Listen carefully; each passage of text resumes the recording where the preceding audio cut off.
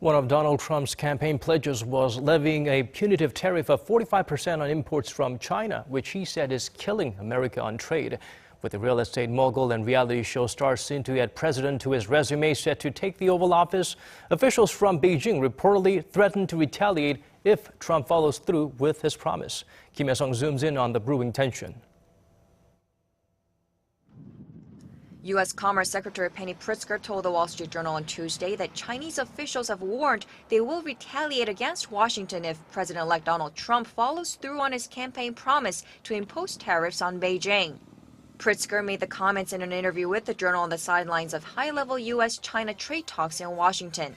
According to her, the Chinese said they would have to retaliate, which in her words would harm U.S. workers and industries and the U.S. economy.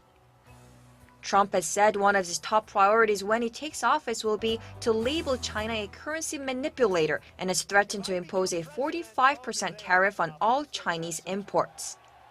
Earlier in the day, Chinese Vice Premier Wang Yang told a gathering of U.S. government and business officials that it's difficult to predict Trump's China policies, but that Beijing is optimistic U.S. business interests will help preserve a strong economic relationship between the two countries.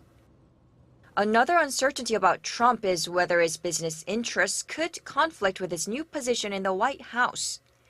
In an interview with the New York Times, the president-elect shrugged off those concerns, saying that the law is totally on his side and that the president can't have a conflict of interest.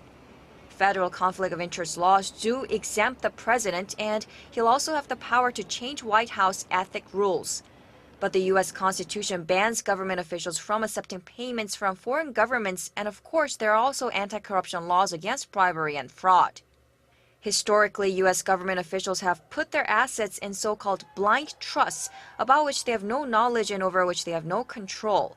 But Trump runs more than 100 businesses around the world, raising concerns about possible conflicts of interest, even if he hands them over to his children. Kim Hyesung, Arirang News.